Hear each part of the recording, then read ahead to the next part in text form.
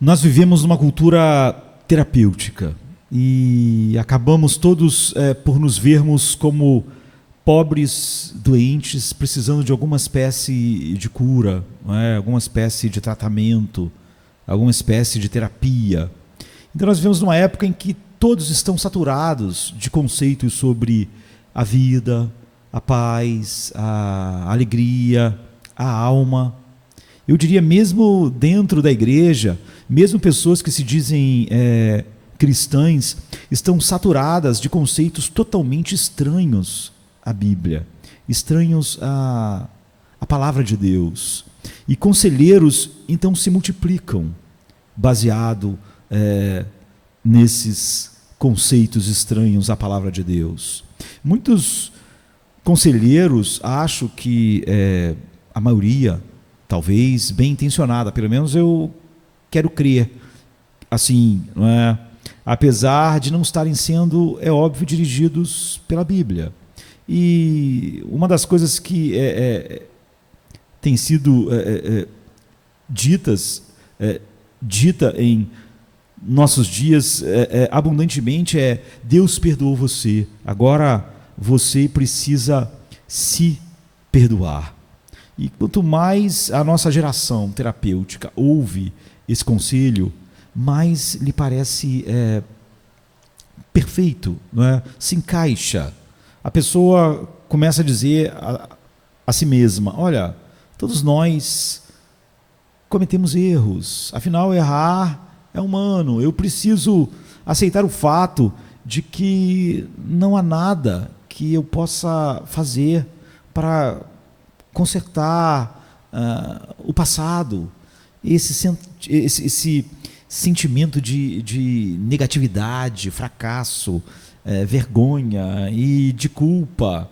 Eles fizeram do meu coração a casa deles e eu preciso expulsá-los, recuperar meu coração. Afinal de contas, o que importa não é se as outras pessoas me perdoarem, ou até se o próprio Deus me perdoou, se eu ainda continuar retendo o perdão para mim mesmo. E até que eu conceda o auto-perdão, o acusador irá rondar meu mundo, assombrar meu mundo, cuspindo palavras de acusação, de culpa. Isso se tornou tão comum que eu aposto que em algum momento da tua vida você recebeu conselho assim, ou quem sabe deu esse tipo de conselho: perdoe a si mesmo. Então quer dizer que você arruinou o teu casamento e agora você se vê divorciado, sozinho, solitário, e é hora de perdoar-se pelos teus erros e seguir em frente. Você realmente erra como pai e culpa todos os erros que teu filho comete nos erros que você cometeu como pai ou mãe, e larga essa culpa, saia do passado, perdoe a si mesmo. Você arruinou a tua carreira, você envergonhou a tua família. É hora de quebrar as correntes da culpa, erguer a cabeça e dizer: eu me perdoo, eu me perdoo. Você merece liberdade. Todo mundo faz coisas assim.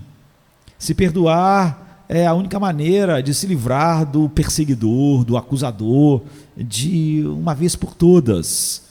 É fácil acreditar em tal conselho. Todo mundo está acreditando em tal conselho. Mas eu digo para você, não caia nessa, não é?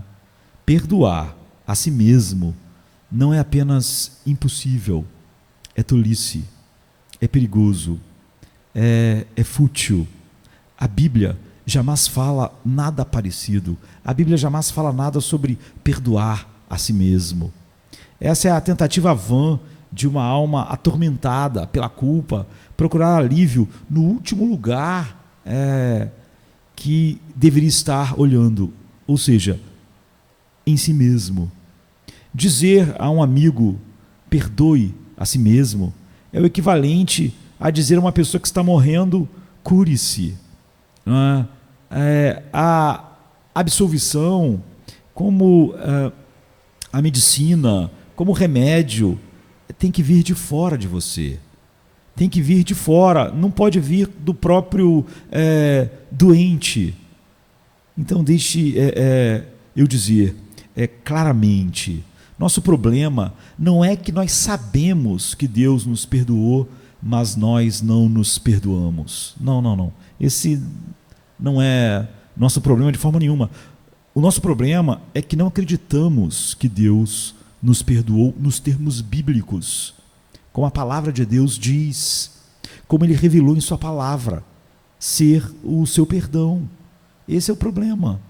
Nós perdemos o conceito do que é o perdão que Deus dá. Ele é o ofendido final. Ele dá o perdão final em Cristo. Você não peca contra você. Você não peca contra você mesmo. Isso é ridículo. Esse é o problema. Nós nos iludimos em supor que Deus forneceu 80% do perdão. E agora é nossa responsabilidade chegar aos outros 20% do perdão para nossa alma encontrar paz e descanso, já que achamos que parte foi uma ofensa a nós mesmos, parte foi uma ofensa a nossa própria dignidade. Então nós nos iludimos pensando: o Senhor fez a parte dele, Deus fez a parte dele e disse para nós: eu te perdoo.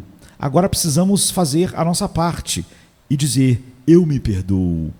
Esse pensamento que se tornou comum é muito pior do que ilusório. Esse pensamento é autodestrutivo. No final, acabamos nos transformando, eu diria, entre aspas, no rabo humano, querendo abanar o cão divino. Quando Deus perdoa, Ele perdoa completamente.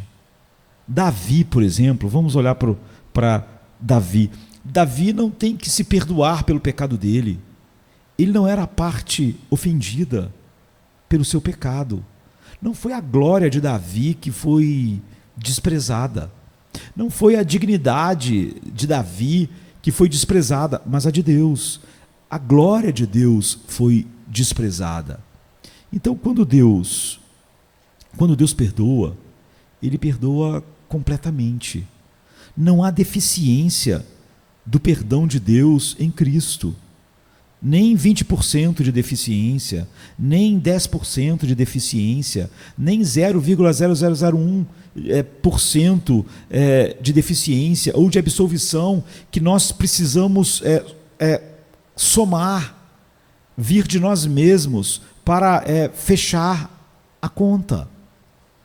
Todos os atos sombrios que trazem ruína e desastre aos casamentos, às famílias e carreiras, todas as mentiras e enganos, toda a vergonha e mágoa e arrependimento que nos acontecem depois, tudo isso Deus perdoou de uma vez só, porque Ele transferiu todos esses males para um homem perfeitamente justo, que voluntariamente deu a sua vida em nosso lugar.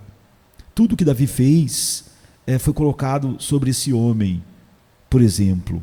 Então, mesmo que os outros se recusem a nos perdoar, nós descansamos. Descansamos pacificamente, eu diria, na única absolvição que importa, a que o próprio Jesus dá, da sua sangrenta cruz de amor maravilhoso e soberano. Então, quando o acusador aparecer, empurre em direção a ele uma cruz coberta de sangue. Ele vai desaparecer na escuridão da onde ele veio. Ele não pode nos causar mais danos, pois a única arma que ele tinha eram os nossos pecados. E essa única arma foi arrancada de suas mãos por uma mão com cicatrizes eternas, com marcas eternas. Então, por exemplo, o apóstolo Paulo diz em Romanos 8, 33 e 34, quem fará alguma acusação contra os escolhidos de Deus? É Deus quem os justifica. Quem os condenará? Foi Cristo Jesus que morreu e mais que ressuscitou e está à direita de Deus e também intercede por nós. Os lábios sombrios que nos acusam foram costurados por aquele que, como uma ovelha que está em silêncio diante dos seus tosqueadores, foi conduzido como um cordeiro mudo para o massacre salvador, para o matadouro. Os capítulos do nosso passado sombrio foram expurgados do registro biográfico. Eles foram substituídos por uma única página. Toda aquela biografia foi substituída por uma única página no livro da vida. E lá, nesse livro, no qual os nossos nomes estão escritos na tinta do sangue divino e indelével do Cordeiro de Deus, a declaração que está escrita é justificado. E nada do que você fez cooperou para essa realidade. Cristo fez tudo sozinho e nele o Pai nos perdoou. Não é? O humanismo secular, centrado no homem, sempre traz conceitos mortais para o cristianismo, para a verdade revelada de Deus em Cristo. E esses conceitos entram como um câncer e você perde o Evangelho. O auto-perdão é absurdo.